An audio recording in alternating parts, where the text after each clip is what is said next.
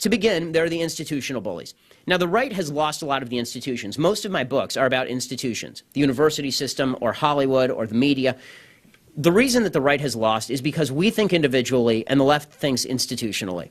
We like to debate people on a one-on-one level.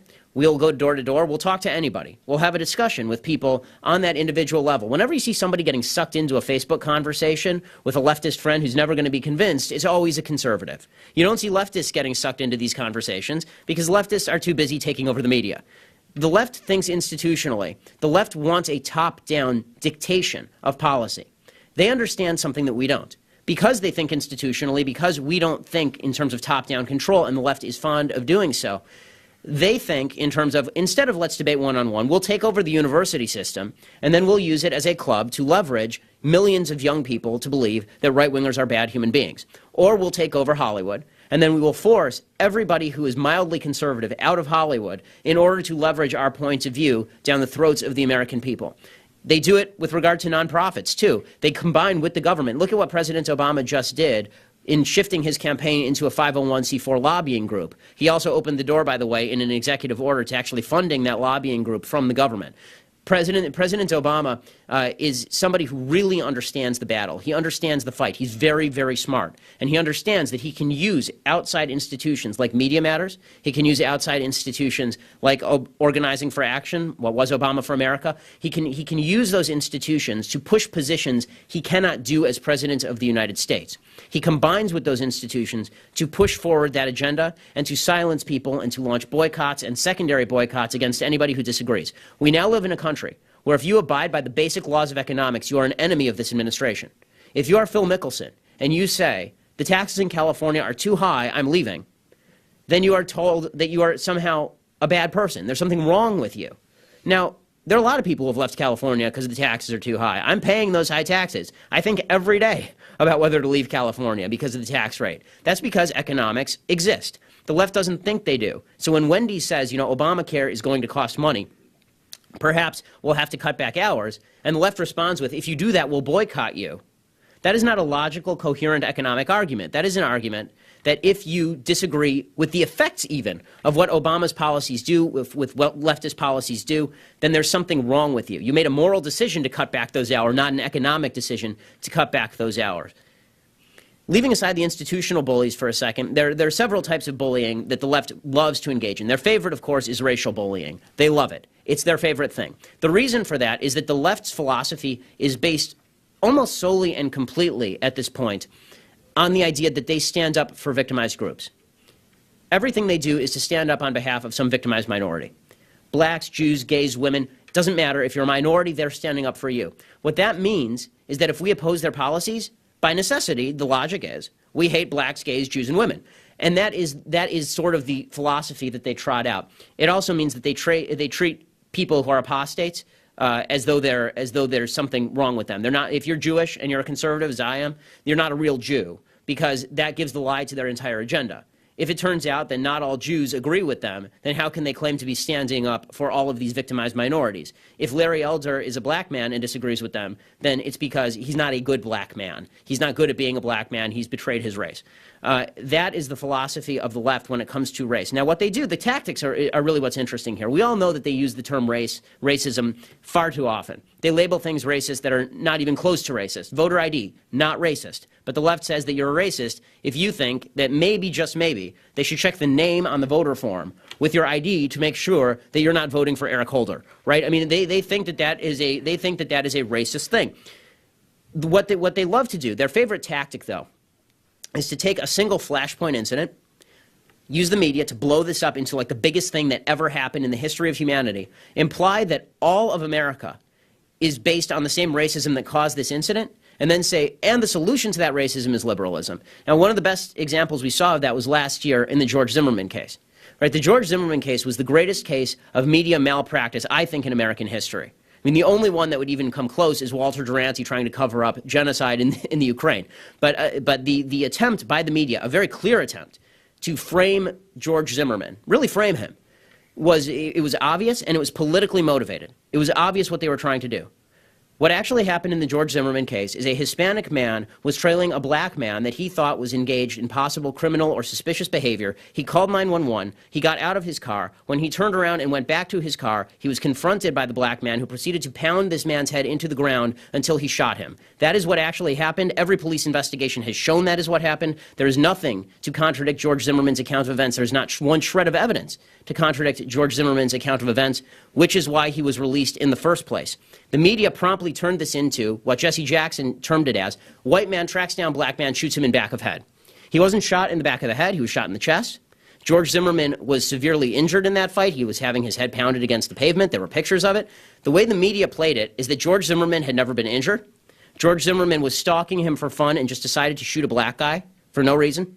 And they cut the 911 tapes to make it look like that. Remember, now NBC's being sued because of that. They took the 911 tape in which George Zimmerman was specifically asked, what is the race of the person that you are following? He said he's black.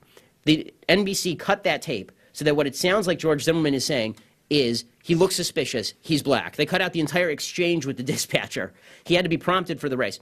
Now, the reason that that mattered was that they used this Flashpoint incident as an excuse to push liberal policy. Here's how it works. They send Al Sharpton down there to talk about how the Sanford Police Department is massively racist, and that, in general, is just a symptom of the unbelievable racism that pervades America. It's still a huge problem in America. Racism happens all the time. As you know, President Obama and many others put it, really, Al Sharpton did this a lot.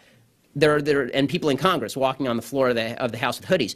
The argument that they were making is that this is just one black guy that this happened to. It happens all the time. White people track down black people and they kill them. That's the kind of country that we live in. Racism is just as bad, if not worse than it was back in 1975.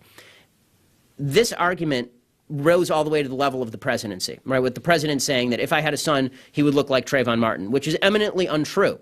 Trayvon Martin, if you saw the current pictures of him, was tattooed. Trayvon Martin, if you saw the current pictures of him, had a grill.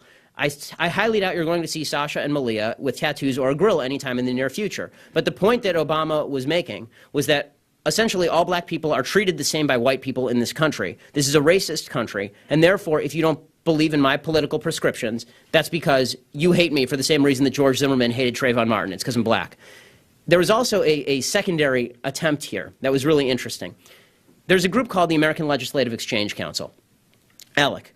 Big group, a lot of corporations fund it. They push kind of quasi-conservative principles all over the country. One of the things that they had pushed was something called the Stand Your Ground Law. Now, you all remember with George Zimmerman, the media played it as though George Zimmerman shot Trayvon Martin, turned around and said to the police, hey, stand your ground. You know, it's the law, stand your ground. George Zimmerman didn't even know about this. I've talked with his family. He didn't know about the Stand Your Ground Law.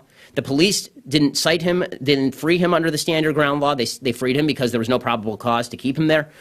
But what this was, this whole all-out assault on the Stand Your Ground Law, which is a law that says that if you're attacked, you don't have to retreat. You can fight back. The whole point of that attack was to leverage it against ALEC, which was an institutional opponent of the Obama administration. ALEC was a big fan of voter ID. ALEC had opposed many elements of Obamacare, and so ALEC had to be finished. And the way to do that was to say that ALEC was somehow responsible for this murder, this horrible racial murder that happened in Sanford, Florida. And by doing that, they actually then they went to Color of Change and Media Matters and all these groups that we mentioned before, and they had them leverage a boycott against ALEC. ALEC was so heavily boycotted that they had to pull off the Stand Your Ground laws completely. They cut back on their voter ID efforts, and they were and people actually pulled their money. I mean, Coke pulled its money from them. There were big corporations that didn't want any piece of this and pulled their cash. The left is interested only in silencing people with this sort of stuff. That is their main focus. And they think institutionally. They're very clever. What they're doing with this gun control stuff, this isn't about gun control. They're not going to pass one shred of this. What this is about is targeting the NRA and demonizing the NRA so that that institutional opponent goes away. Think about it for half a second. What did the NRA have to do with Sandy Hook? The answer is nothing. They had nothing to do with Sandy Hook. Connecticut is one of the most heavily gun-regulated states in the country. The NRA had not written any of the legislation in Connecticut. The NRA is a privately funded institution that receives no tax dollars. I didn't see anyone from the ACLU on David Gregory being forced to explain why violent video games are okay under the First Amendment. Did you? Did you see anybody being grilled from the ACLU about that? I missed it. But they were grilling the head of the NRA and saying, you need to change your position. He's the head of an interest group. It's his job not to change his position.